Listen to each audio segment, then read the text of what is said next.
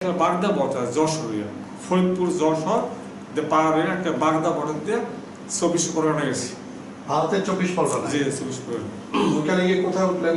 ওই যে জিজ্ঞাসা করছি যে মুক্তিযুদ্ধে ট্রেনিং দেয় কোন জায়গায়। আমি একা ছিলাম, আমার সাথে ওই বর্ডার পার কেউ ছিল না আমার সাথে, আর যারা বাকি ছিল না আমার সাথে সবাই দিকে গেছে। এই যে আপনার সাথে যে সবাই গেছে, আমি একা। সবাই গেছে মানে ফেরত চলে আসছে? ফেরত আসছে দুইজন, আর দুইজনের ভারত যাই আর গেছে, আমার একলা ফারাইয়া। বাসে উঠছি, এটা আমার কাছে পয়সা ছিল না একটু, বাসে উঠছি, আমার সাথে একজন ছিল বাইরে, মানে বাস ভাড়া চাইছে যে ভাড়া দেওয়ার আমার কাছে পয়সা নেই, বাস থেকে নাম আর নামাই দিছে। আমি 15 কিলোমিটার হাইটা যাইয়া ওই ক্যাম্পের পাশে যাই উঠছি, জিজ্ঞাসা করছি কোন ক্যাম্প? ওই টালিখোলা ক্যাম্প, আচ্ছা, বনগা, 24 পরগনার বনগা। ও জিজ্ঞাসা করছি যে জায়গায় মুক্তিযুদ্ধ ট্রেনিং করে কই, দায় দিছে ওই জায়গায় গেছি 1-1:30 বাজে।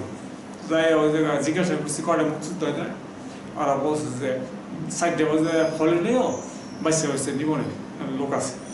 তো আমি ওই জায়গায় একটা নদীর পাড়ে গোসল টোসল করে একটা ঘরে শুয়ে রয়েছি, একটা পয়সা ছিল না, নট এ সিঙ্গেল পাই, এই বাড়ি থেকে এসেছি, একটা পয়সা ছিল না, কেউ খাওয়াইলে খাইছি না খেয়ে রয়েছে। পরে জায়গায় একটা নদীর পাড়ে গোসল করে একটা ঘরের বাড়িতে শুয়ে রয়েছি, 4টা বাজছে, যে লাইনে দাঁড়াইছি পরে যে আমার টাকা দেয় না হে ও যায় উঠছে পরে পরে কেউ 4টা লোক নিব, লাইনে দাঁড়াইছে, লাইনে দাঁড়াইছে, আমার নিচে নেয় না। শেষে আমি ক্যাম্প কমান্ডারে বলছি যে ভাই ঢাকা বিক্রমপুর টাকা পয়সা নাই, যেতে পারবো না, আর ভর্তি করে নেন। পরে আর ভর্তি করছে, তো ওই ক্যাম্পে রয়ে গেছে, আমার তো নেভিতে লেগে গেল। আপনি যে ওই যে ক্যাম্পে কারা বাছাই করলো, কি দায়িত্ব ছিল মনে আছে? ক্যাম্পের দায়িত্ব ছিল আর্মির এক লোক। বাছাইয়ের প্রক্রিয়াটা কি ছিল, কিভাবে দিকে বাছাই করলো? সব লাইনে দাঁড়া করাইছে, দাঁড়া করাইয়া বাসে দেখে ওরা তো এক্সপিরিয়েন্স না, মানে তো সর্বদায় তো পাকিস্তান আমল করে না, তারপর যা ট্রেনিং করেছে পাকিস্তান আমল হলো বাঙালি, তো আর দেখে তুই বলতে পারিস। পরে আমার দেখে আর ট্রেনিং নিছে, নিয়ে ঠিক আছে ট্রেনিং আমি সব রেজাল্ট ভালো করতাম। ট্রেনিং কোথায় হলো? ওই জায়গাতে 2 সপ্তাহ ট্রেনিং হলো বনগাঁ, যে শিখাইলো গেরিলা ট্রেনিং, দাঁড়ানো, লেফট অ্যাটেনশন, স্টেলাইজ, তার রাইফেল চালানো, কোলিং, এইসব শিখাইছে। তার ল্যান্ড গেরিলা, কারণ 2 সপ্তাহ ট্রেনিং এ কি শিখা যায় কোনো রকম। এবার পরে ওসমানে আমার নিয়ে গেল, ওসমানী সাহেব সর্বতে না, উনি কি ক্যাম্পে গেল আপনাদের? আমাদের ক্যাম্পে গেছে, ওই সাথে ইন্ডিয়া আর্মির প্রধান ছিল, নেভির প্রধান, তারপরে 8জন সাবমেরিন আসছিল ফ্রান্স থেকে, ফ্রান্সে আর গেছিল সাবমেরিন আনতে, এর মধ্যে 8জন ছিল বাঙালি সদস্য। তারা ওই যে রেডদের সৈন্য ওই যে পলাইছে জাহাজ থেকে, পলাইয়া অনেক দেশ ঘুরে ঘুরে ইন্ডিয়া, শুনছি ইন্ডিয়া একটু ট্রেনিং করে, আসছে আর আসে ওসমানের সাথে দেখা করছে, যেরকম আপনারা লোক দেন আমরা ট্রেনিং যাই, ট্রেনিং করতে পারবো।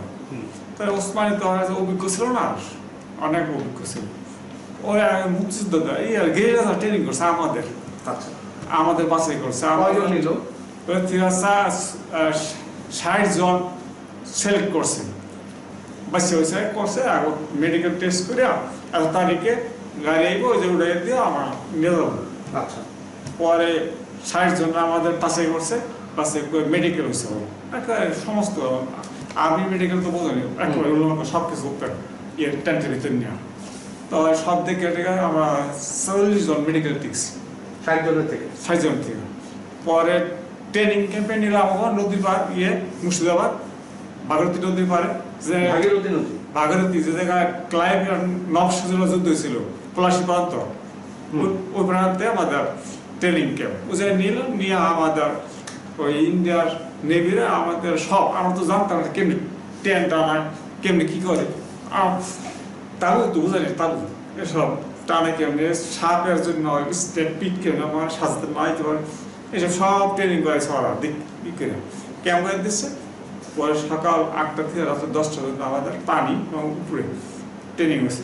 আমাদের খালি হাতে যুদ্ধ শিখেছে, আমাকে তো আম ছিল না, এক্সপ্লোজিভ। পরে বলছে যে তোমাদের এমন একটা ট্রেনিং এর মতো অনেক হার্ড ট্রেনিং, এই যে মডেল দিতে পারে। আমরা বলছি আসছি বড় মরুন, কারণ আমাদের থেকে হার্ড ট্রেনিং কোনো মুক্তিতে হয়নি। আচ্ছা, আমাদের সমস্ত কিছু খানা দানা সব ইন্ডিয়ান রেজিমেন্টটা সব সেপারেট। তারপরে ইন্ডিয়ান নেভি আমার পুরুষ খেতাব দিছে, পুরুষ পুরুষ পুরুষ হলে একটা জাতীয় খেতাব। আচ্ছা, আমাদের বীর প্রতীক নামে ওদের পুরুষ, উর্দুতে আর কি হিন্দিতে পুরুষ বলে, আর আমরা বলি একটা শক্তিশালী মানুষ, আর এটা পুরুষ। আচ্ছা। তো ইন্ডিয়ান নেভি আমার পুরুষ খেতাব দিছে ওই সময় আমি সাদের ইয়ার পরে ট্রেনিং এর পরে আমার ক্যাম্প হল আগরতলা।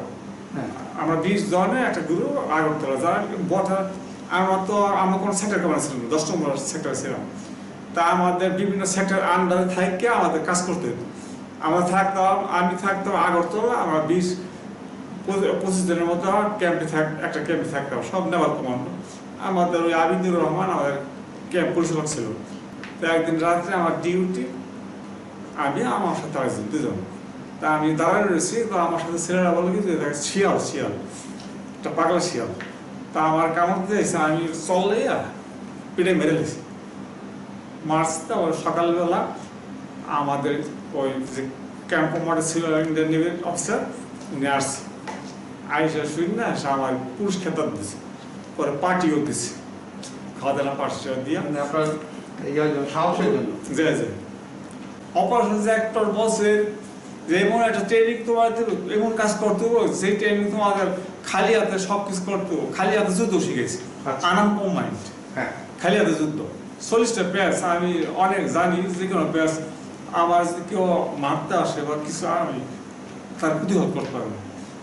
আপনি একটা সিকিউরিটি আওয়ার্স তার কেমনি প্রতিরোধ করতে হবে, কেমনি আপনার ওই হাত উঠায় তো হ্যান্ডস আপ করা, কীভাবে ঘুরা ওই যে আমার আর্মি বা নেভির লোক আমার হ্যান্ডস আপ করে, আর রাইফেলদের বিদ্যাসে তো হ্যান্ডস আপ করে।